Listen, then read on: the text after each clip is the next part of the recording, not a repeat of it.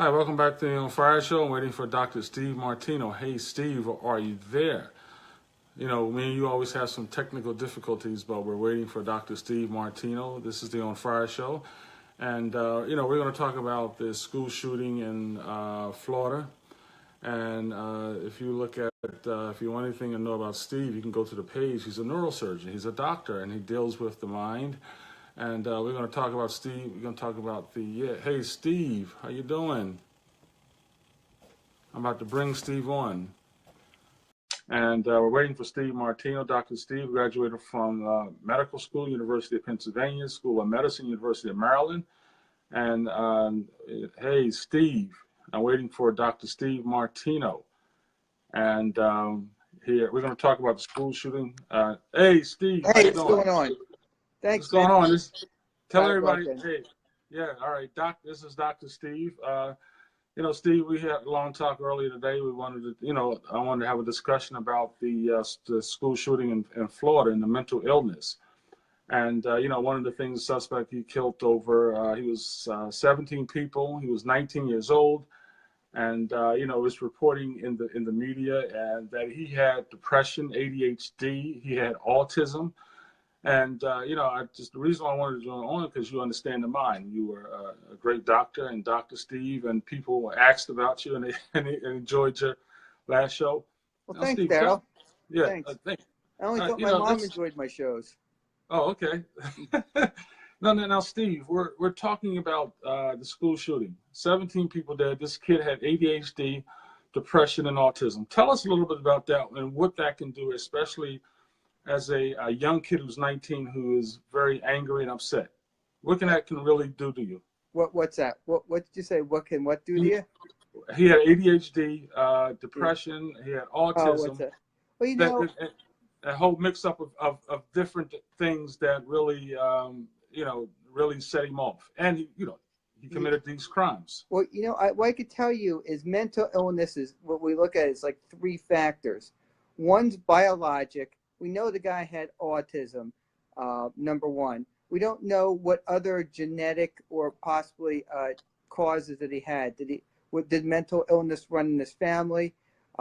With his autism, was it associated with anger? Was it associated with other forms of deviant type behaviors? That we don't know, and you know, maybe no one knew. And there was also some environmental factors. His mother just died.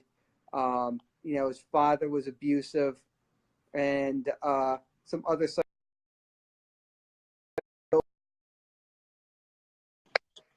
ability to relate to others, and severe psychological trauma from, you know, from my understanding, he had a horrible upbringing. So all those three things come together.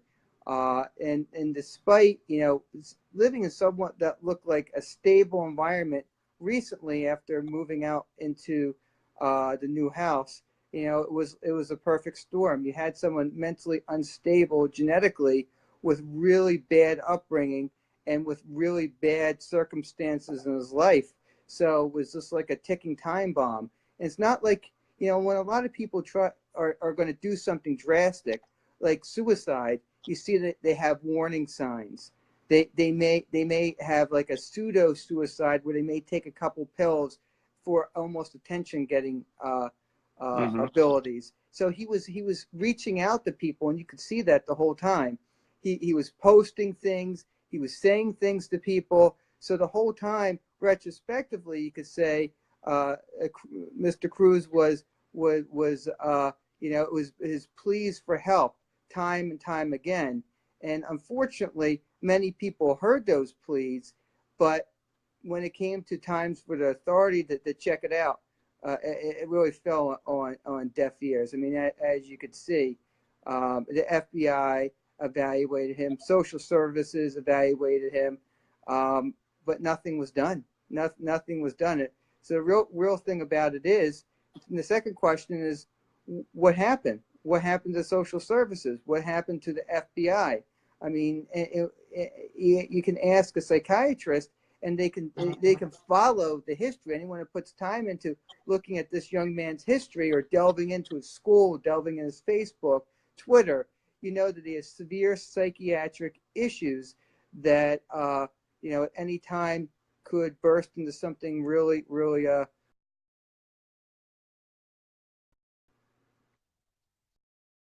Hello, can you hear me? Yeah, I can hear you. What's going on? Yeah, we had a little technical difficulties. You know, dealing in mind, especially genetics, and how does genetics play a role in your, especially family history and in violence in your life? Well, what happens is twofold.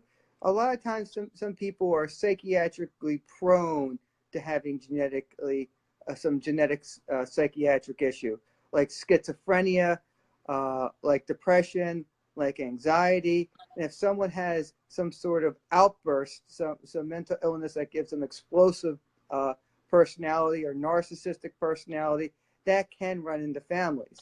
Now, plus, when you grow up, if you see an abusive father or the father's abusive to you and you're prone to mental illness, the two really feed on each other. So you almost, you know, it almost can get worse under the right circumstances. And we know he was because he had autism. Not that actually most autistic kids I know are are anything but violent. But we do know he did have some sort of brain damage from day one when he was born. So it made him even more susceptible to the poor upbringing and other stressors that went on in his life. Could anything have been done to stop this? Could counseling have been done, you know, in-depth counseling? You know, we know that he did go to counseling, but it stopped. And, you know, his, you know, like I said, his mother had passed, and, you know, it seemed like the warning signs were there all around. And, you know, when he took a lot of these pictures on Facebook and he showed in army fatigue, and, you know, he really wanted to hurt someone and hurt individuals. And could anything have been done psychologically and counseling, you know, real serious counseling could have helped this young man? Yeah. I mean, hindsight's always 20/20, and we can look now and say, sure. I mean, psychiatric counseling may have helped. I mean, a lot of people who are suicidal or have any other severe psychiatric diseases such as schizophrenia have been shown to help with both psychiatric and psychological care. Number one, having someone to talk to. If they, you know, a lot of people who are in similar situations, who have stressors, have found speaking to a psychiatrist, having someone there to listen to and to say, hey, listen, I understand you're in a lot of pain. You know, how can I help, or why don't you talk to me? Validates that they're hurting. And sometimes people need that validation. You know, you just don't want to feel like you're alone without anyone there to talk to. And psychiatrically, yeah, I mean, retrospectively, this kid should have been on some sort of medication. You know? Yeah, and it showed that it talked about him getting at least 10 guns. And you know, at that, you know, stage of his life, he's 19 years old, he has mental disorders, and he's getting guns. And, you know, should Florida, you know, you look at Florida and the gun laws, should Florida have done something, have checked this guy out? I mean, this guy wasn't checked out, nothing. I mean, and it was serious. I mean, yeah, I mean, the FBI completely dropped the ball. I mean, the ball was dropped so many times on this case. It's scary because you ask how many other cases have they dropped the ball so blatantly. And that's the scarier part about it. Also, you know, I support gun rights, but you do have to ask, are the laws in the book sufficient to deal with people who do have certain mental illness or are at risk to severe psychiatric issues? You know, why wasn't the FBI talking to the school? Why wasn't, you know, why weren't they talking to social services or the cops or anything else like that to get information? And, you know, I'm not sure what the laws are, but if the FBI deems you a risk, there should be something set in place where they could take away the guns, or they could say you can't have guns. You know, it's a slippery slope. Anytime you give the government more power to do something, they run with it. You know, every time you give them money, they want more. Every time you give them some sort of power, they want more. So what can you give that can be controlled where they just won't willy-nilly say, hey, listen, we're going to take your guns basically because we want to. We're going to, you know, get a trumped up bunch of information that came out from the Russians and do a complete FBI crackdown on you and your presidential team. You know, they can use a lot of misinformation or fake information to get what they want to do. And it scares me to give the FBI or anyone more power. That's why if there's going to be laws, they have to be straightforward. They have to be easily interpreted and nothing at this point that could be expanded on. Now, as a neurologist, and when you see 19-year-olds, and are you seeing a trend in a lot of young people having this type of severe issues in society? Well, I don't really see that much of it, to be honest with you. Where I am, I see more of the neurologic diseases as opposed to the neuropsychiatric diseases. Most people like that end straight up into psychiatrists. They bypass neurology. But what we have been seeing just in the general society is increased depression, anxiety, especially over the last many years when, you know, the job market, you know, the jobs weren't great. Even though unemployment was down, we see that people were underemployed or just gave up on working. So I saw a lot of stress and depression as a result of situational symptoms, or kids can't get jobs, or kids can't, you know, get a career. You know, and when you're young, you're susceptible. Everything is, you know, remember when you were young, everything at age 18, 19 is magnified times 10, you know? So now, it's a vulnerable time. When you're 18, 19, especially in younger years, your mind, is it a fully developed mind to, you know, handle these situations when you go through depression, if you have any mental disorder? I mean, what is the mind like for especially a 17, 18, 19-year-old who have all these serious issues? Well, you know, the mind in some ways is in some people more mature than others. You know, life experience will give you some maturity of how to handle situations. Also, I mean, really depends on your outlet, your social outlet. Some people have parents to talk to, friends to talk to, you know, a significant other to talk to. Some people have good coping skills. A lot of times what you see with people who really suffer from psychiatric diseases, they don't have this positive outlet, where they have poor coping skills. And they have to lash out and do something drastic to get attention, because they can't turn to a good friend and say, hey, listen, I've had a bad day, you know, things aren't going well.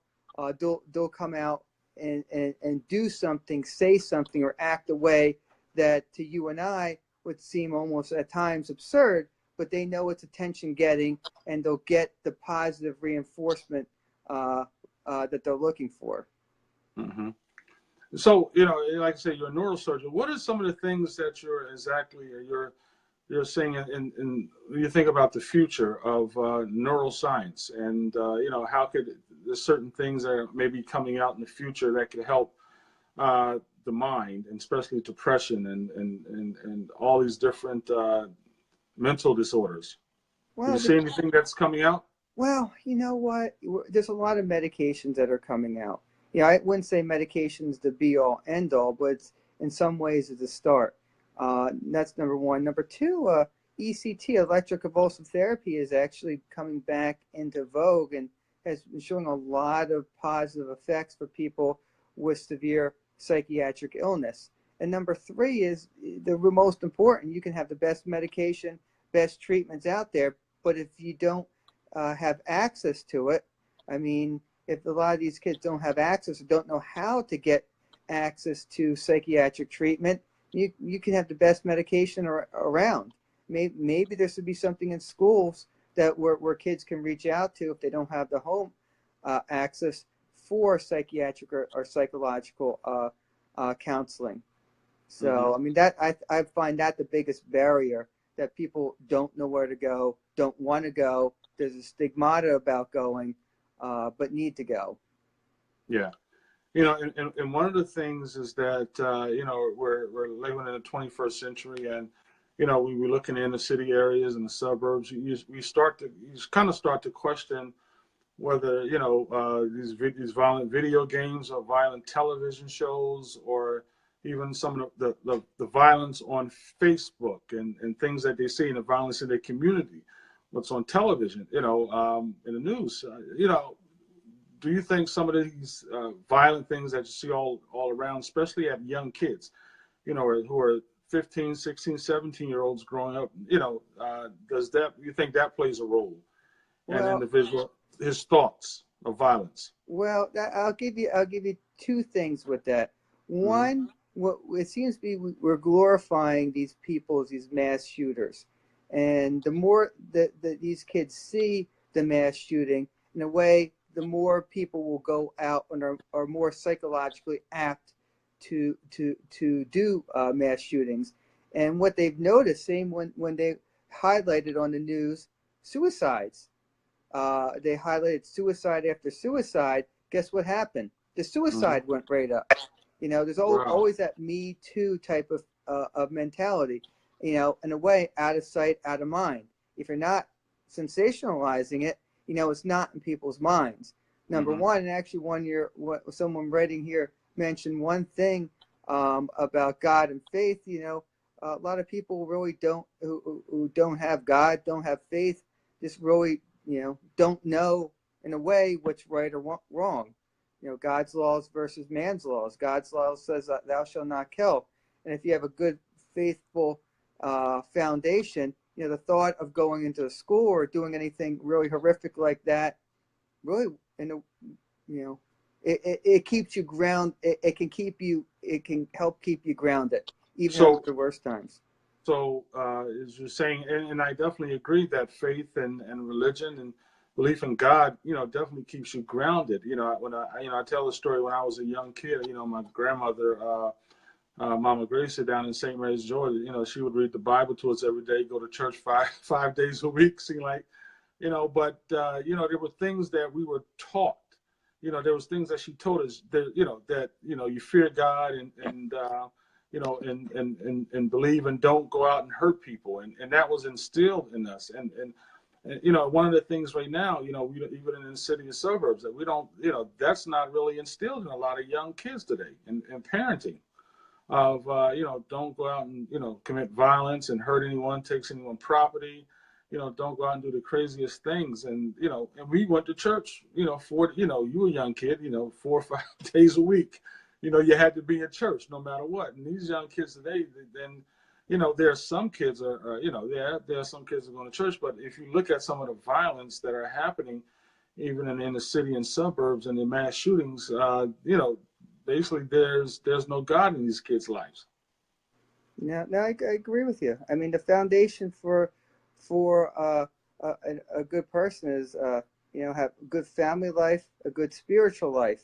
If you have a good family, a good spiritual life, the chance of you becoming successful and not succumbing to such drastic, you know, psychiatric illness, like Mr. Cruz, it goes substantially down. Now, I mean, just like any disease, people who well-rounded, good faith could be struck with schizophrenia, could be struck with all sorts of other mental disorders, and sometimes there's nothing you can do about it. So you said this person can get schizophrenic just like that. You know, what could trigger? I mean, what's in the mind that can trigger?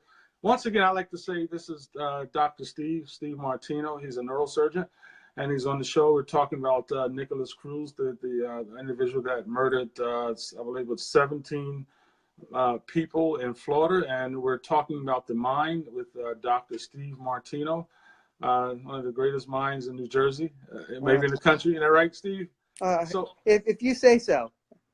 In my mind, I'm the greatest mind. In my mind. Yeah. Did I give you that script to read?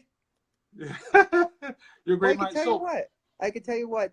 With Nikolas, it was different because he did have some genetic susceptibility. Something maybe in utero, or when he was, you know, Did his mother do drugs? I don't know. I mean, I'm just throwing that out there. He was born with some sort of neuropsychiatric issues from day one, as opposed to someone who can get psychiatric disease, age 17, 18, they're honor students playing on the soccer team, and all of a sudden they won't come out of their room and thinks their parents are trying to call the FBI on them. So, I mean, that's the nature of the illness. Why does it afflict people out of the blue? We don't know. I mean, we don't know why some people get it out of the blue, or why at age 18 I had a bunch of young kids come see me acting weird, and it was the first presentation with schizophrenia. Honor students, doing well in school, going to become lawyers, going to become businessmen, and just struck down. Yeah. So no one knows why, and and the mind is one of those things where I was watching some of the old Charlie Rose shows when they talked about the mind, and they talked about schizophrenic, and they talked about issues of people just waking up in the morning and just losing control, or is there some type of genetic behavior that does genes play a role? If a father has schizophrenic, a mother has schizophrenic, Steve, or a family down the road, down the line, does the genes play a role in schizophrenic and in some of these diseases, mental disorders? Yeah, they've actually tracked genes, which makes you more susceptible to depression, schizophrenia, violence. Now, it's not what we call penetrance. Just because you have the genes, just like if you're susceptible to Alzheimer's, doesn't mean you're going to get Alzheimer's. But if you have the genes for certain psychiatric conditions, it increases your risk of having these psychiatric illnesses. That's where environmental factors and psychiatric stressors come into play, which can set someone over the edge of hitting their first psychiatric break, versus someone who has a normal, productive life and never is afflicted with mental illness. Yeah. So the mind. I mean, when you see some of these problems that individuals may have, and we talked about earlier, I think it was last week, we talked about the idea of chips being used to put in people's brains, and that can help deal with some disorders. And can you talk a little bit about that and science, and where's it's headed? And we're in the 21st century. Where's it headed, especially dealing with this type of mental disorders, different mental disorders? And you talked about putting the idea of using chips in people's brain. Yeah, right now doing those chips are more, I would say, science fiction. There are, as we said before, deep brain stimulators that are being used from everything from depression to Parkinson's disease. More for a psychiatric illness that's less utilized than it is, say, someone who has Parkinson's disease, like a Michael J. Fox. He's had a similar. He didn't have any deep brain stimulators, but he had what they call ablation surgery, brain surgery. These surgeries and types of procedures go all the way back to the time of the lobotomy. So, I mean, they've been well known. Of course, when they did the lobotomy years ago, they were going in through right here, right at the eye, and scraping parts of the brain out, in theory, trying to get certain circuits. But when you look at the autopsies of these brains, it looked like the doctors were going willy-nilly and cutting things that they shouldn't. So, and the brain, what we know about the brain is just scratching the surface. We don't really know what causes consciousness, what causes a lot of our emotions, feelings, or even self-awareness. I mean, we're light years from that. We've got it down to, we've got some basic circuits understood. We got some basic neurotransmitters understood. And we take what we can, we work with what we can, and we treat with what we can. So, I mean, based upon certain acts of aggression or severe psychiatric illness, we can work on different neurotransmitters like dopamine, serotonin, norepinephrine to get some desired results. But then again, the person has to be taking the medications. In addition, has to be going with to counseling or getting some help. And how about also with young kids? Because we realize that even when I take young kids, you know, you're talking about 6, 7 years old, 8, 9, 10, you know, in the preteens, you know, when kids that are have psychological, you know, some psychological problems, severe psychological problems with their parents that were on drugs, or, you know, you're starting to see some of those, you know, young kids, you know, who have serious psychological issues at a young age, who may appear to be normal, but, you know, they're on, you know, different medicines. And you know, what do you feel about that when you see young kids, you know, with 7, 8, 9, 10 years old, 12-year-old kids? Mm-hmm. You know, what can become of that? Yeah, you know, I really don't see young kids. I mean, it's a whole different ball game. But when I was doing my training, when I used to be in Philadelphia and Baltimore, you know, we saw a lot of what we called the crack babies. You know, these kids born to mothers who were doing drugs and, you know, or even alcoholics. They came out with you know, in the end, lower IQs, some permanent neurologic damage. Then you add that to the fact they're being born into a family where the mother's on drugs, or the father, we don't know where the father is. So they're born into a bad home situation, and they're already behind the 8 ball because they were a crack baby. They had probably no good prenatal care, no good prenatal vitamins, maybe poor nutrition. So you got a lot of things coming together. Then you have the poor environment. I mean, Lord only knows, you know, you can't really say what's going to happen, but we know those kids are at a much higher rate of crime, psychiatric illness, and suicide than someone who's born to, you know, an affluent person who has a mother that did everything right, ate organic food when they were pregnant. Mm-hmm. You know, that's all statistics. I'm not going to say, you know, I've had some people that turned out fine, came out from horrible situations, you know, great, working, good jobs, got a good family. You know, it's just statistically puts you behind the 8 ball for these things. As a neurosurgeon, what are some of the what is probably the one question you really want to know about the brain? What is it that's been you've been like in your back of your head, like, well, what is that? What do you really want to know about the brain? Is there something about the brain it's been on your mind and you really trying to work towards, or something that you know really like to know about the brain? Well, you know, I always wonder where consciousness lies. Mm-hmm. And I've been reading some books where consciousness lies on the subatomic quantum level. And it's at the subatomic quantum level that true thought is generated. So I mean, we are far from understanding anything like this. But I find it completely interesting that in theory, some believe that the brain is the greatest quantum generator ever made. And I always said we're made in God's image in the Bible. I always say, with regard to the brain, I always say it was made in God's image, because at the subatomic quantum level, you know, you have to realize time doesn't exist. What was, what is going on has already happened.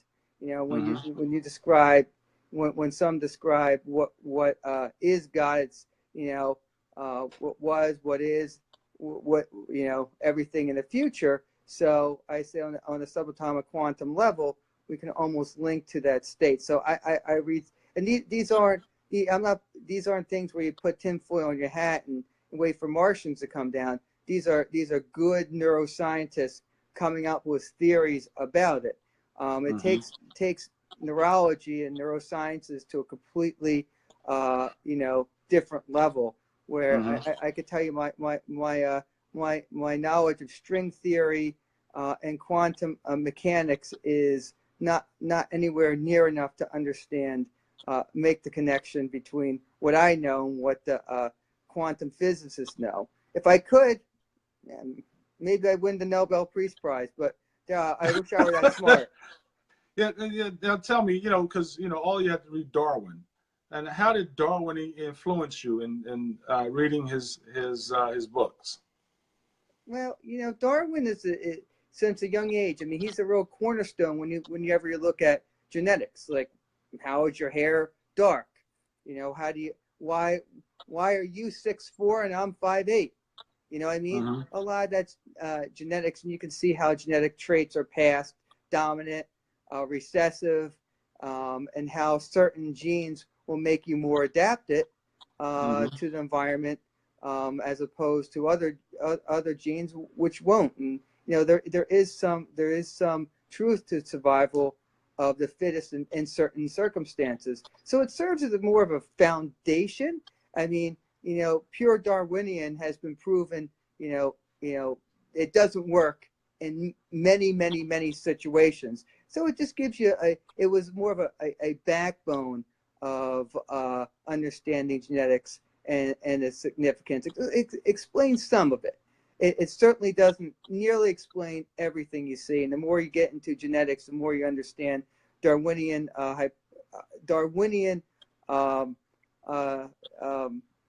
science is a small piece that works under certain circumstances. Oh, okay.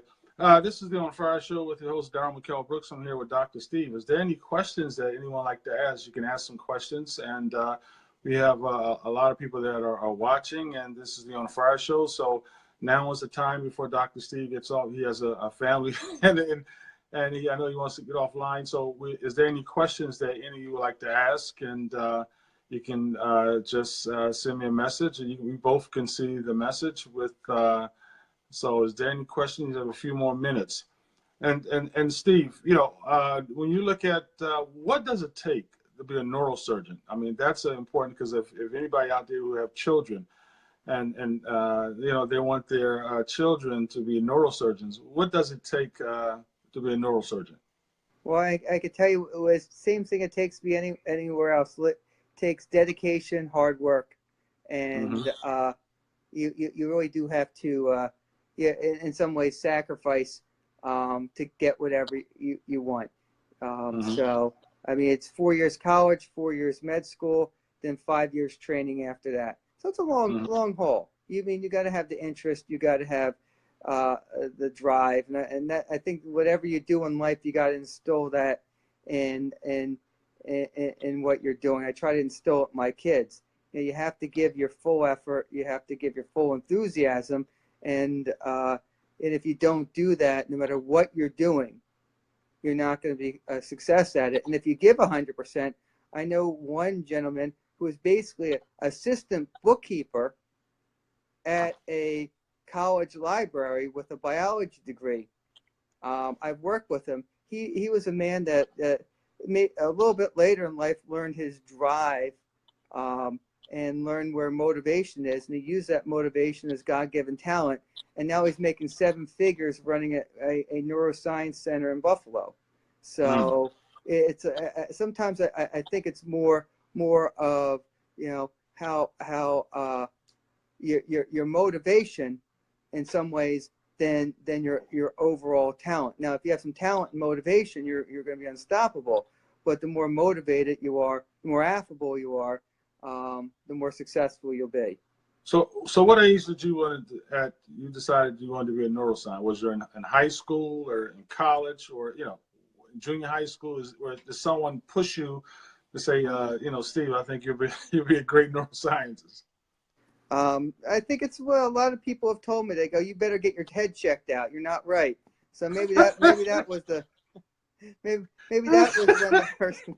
I said, well, maybe I'm a neurologist. I'll figure things out.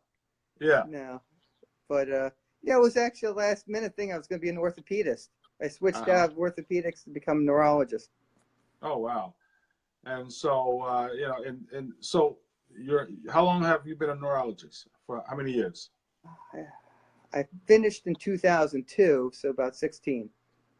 Oh wow! Yeah. So what's the most exciting being a neurologist? What's the most exciting part about being a neurologist, Steve? Well, I could tell you, about being a physician. Sometimes the patient relationships, you get to know a lot of people and a lot of families, and you can do a lot of good. I mean, that's the real key. At the end of the day, if you can come home and say you've made a positive difference in someone's life, no matter what you're doing. I mean, I could do it in my job. People could do it, whatever they do. If you can make a positive response and make in people's lives and make a living out of it, you know, I think the day is successful. Okay. Now we're gonna quick give your book a little play. It's called the Final Reality. The Final Reality, right? The Final Reality, the Hidden Reality, and what was the first one? Is what First Reality, right? The New Reality. The New Reality. Right. So, right. Tell us a little bit about your book. So, if people wanted to go buy your book, tell us a little about the reality books.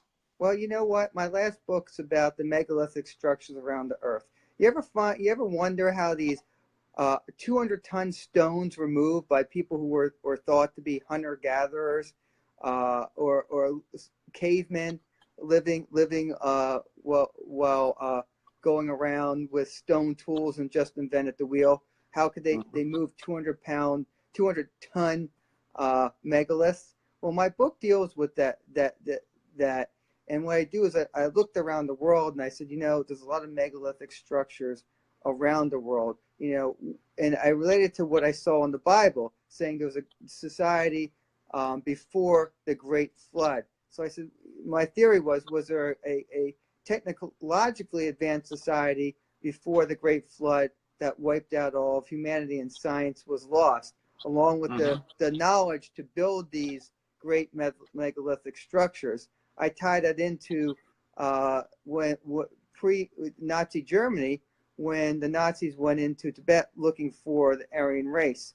I said, what if they uncovered something back then in 1939 when they went to Tibet that may unlock the secrets, or could have unlocked the secrets to this great technology before, because they were looking for what they call the Wunderwaffe, the wonder weapon. And so my theory was they always went into Tibet looking for this wonder weapon. And so the book is based upon that they find something and set into motion the same thing that set into motion the great biblical flood, 12,000 years ago. And the goal was to stop it and save humanity before it's too late. And there's a lot of political and, scientific edge to it, but that's, you actually learn a lot and makes you think by the time you're done. And so you can pick the book up at Amazon, right? Amazon, Barnes and Nobles. Barnes and Nobles. iBook.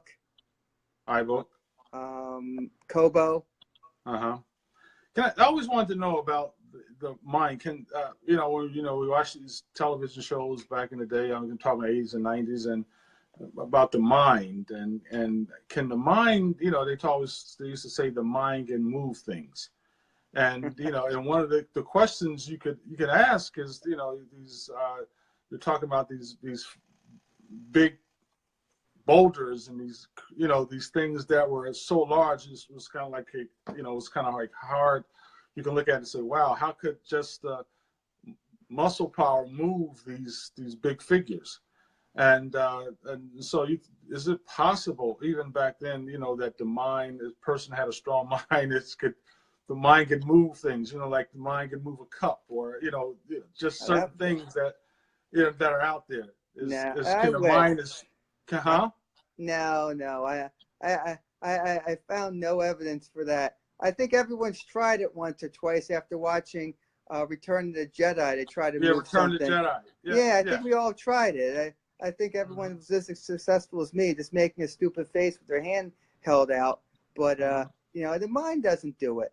I mean, here's the thing: a lost science. When you look at Tesla, when you look at the Heisenberg uncertainty principle, you look at dark energy, you look at the natural, 0-point energy. There's a lot of energy that's out there that could be tapped just by the mere space-time continuum. So if you're able to tap that, the theory is if you're able to tap that using a 0-point energy, you're able to use the energy that creates space-time and transform it into moving power, levitation, anti-gravitational forces. And those books are they're very, very, very interesting. And some believe that Tesla tapped into a lot of this knowledge. That's why they wanted his information and a lot of things what he did silenced. I mean, if you look at, if we want to go into the comics, you look at Professor X. Oh yeah, X-Men. Yeah, X-Men. Look at Professor X, and Magneto.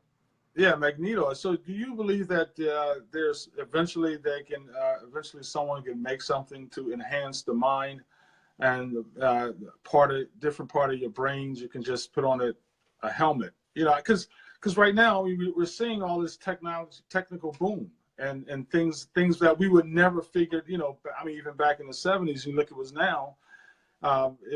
Is there anything that if a person put on like a helmet and said he can enhance his mind and do certain things, is that possible? Well, Or you can see that possible eventually? Yeah, the answer is we're at a fledgling stage with that. I could put a helmet on you and get you to control a robot. I could put a helmet on you, and if you had an artificial limb, that you can move it with just the helmet on your head. So, Yeah. I mean, are we getting there? Sure. Is there things that maybe that you could put in your head to enhance intelligence or enhance certain innate abilities? We're far, far from that. We really don't know how to do that, But the technology is at its infant stage. So I really don't know what type of cerebral enhancing techniques they're going to have by putting a helmet on. When I saw someone move a robot just by using certain brain frequencies, or move artificial limbs just by having certain electrodes hooked up to the brain, I think that's step number one. Where will it go from here? I don't know. And there's certain toys out there. You can hook electrodes up to your head and make a ball move up and down based upon your electrical impulses. And when we see a lot of veterans that are coming back with limbs missing, and basically they're going to these VA hospitals, and in the science are moving with their fingers, metal fingers, and I was just remember he was watching what was that, Return of the Jedi, and Luke Skywalker had a metal hand. Right. He rebuilt his hand. He got a hand rebuilt, and now you're seeing that now. And in the military, individuals that have lost arms and legs, and now their fingers, they have metal hands, and they can move their fingers. I mean, you look at the technology, 15, 20 years from now, what exactly could happen, and how could this technology do some great things to change individuals' lives who are probably had problems with their spine and their mind. And so I can only tell you that technology can't move quick enough. Yeah, it can't move quick enough. There's a lot we still don't know about the central nervous system to make that full connection, make nerves regrow, make nerves reconnect. That's the real problem. There's a real mental block in science, real void of science, where things are missing, where great leaps can occur. But we're at the cusp. We learn how to use stem cells properly. We learn how to use nerve regrowth factors properly. We learn how to integrate a lot of different techniques. Yeah, we're going to make some really good breakthroughs where with nerve regeneration that can help a lot of different diseases. But as I say, 100 years from now, it may happen in 5 years. A great technological break can be made with nerve regrowth and spinal cord and all that. It may take 100 years. I don't know, but when it does, it's going to revolutionize how we treat nerve and brain disorders. Well, listen, Steve. I know you got to go, and it's about 10:21. Like I said, I'd like to thank you for coming on the show and talking about the mind. And we talked about Nikolas Cruz and he had mental disorders, and using a machine gun to gun down 17 individuals. And it's so sad when you see young people, or especially a 19-year-old, and commit these kind of heinous crimes.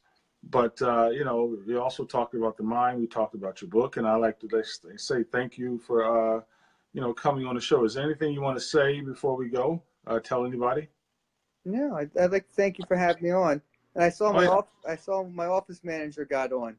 So I'd like to thank her for making sure I get paid every week. Oh, all right. So that's about it. Because without her, it doesn't matter what I do. Well, All right. she, All right, I'd be Steve. lost. All right. And, I thank you for coming on the show. And you'll probably be on again sometime in the future, near future. And talking about some serious issues. Like I said, I thank you for coming on the show. And Thanks, Daryl. You're always a pleasure. yes. And I guess I'll see you this weekend. Perfect. See you then. All right. All right. Easy. This is the On Fire Show with your host, Daryl McKelvin. And we've had Dr. Steve Martino on. We talked about Nikolas Cruz, and we talked about the shooting and the mental illness, and Steve deals with that. He's a neurologist. And like I said, I like to have individuals on that are talking about serious issues and who are intellectuals. And that's so important that you get the right word and the right message that we're trying to push and learn something from this. Like I said, you have to learn, and like I've always told on the show, learn something and do the research yourself. And we're pushing out a strong message for the On Fire Show, and we're going to have more great guests on where we have individuals that maybe you can learn something from. Steve was he talked about himself going from high school to college and how long he had to study to be in neuroscience. And so, that's important, and maybe you can get your children to be a neuroscience and grow and develop and do great things and may discover things. So just by watching the On Fire Show.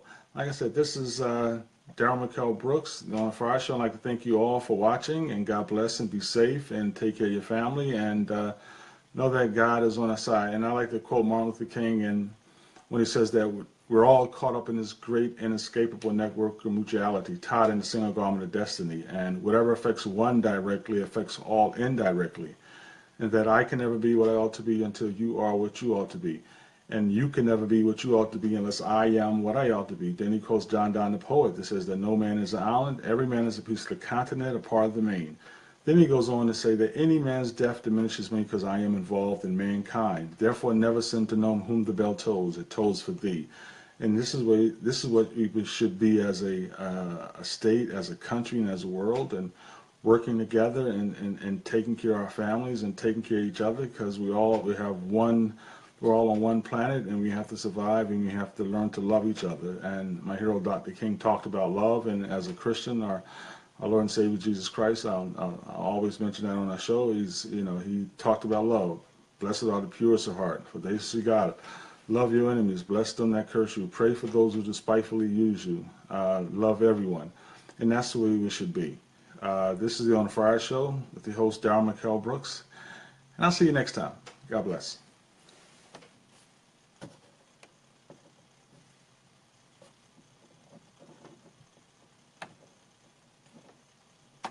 I am done. It's not, I am done.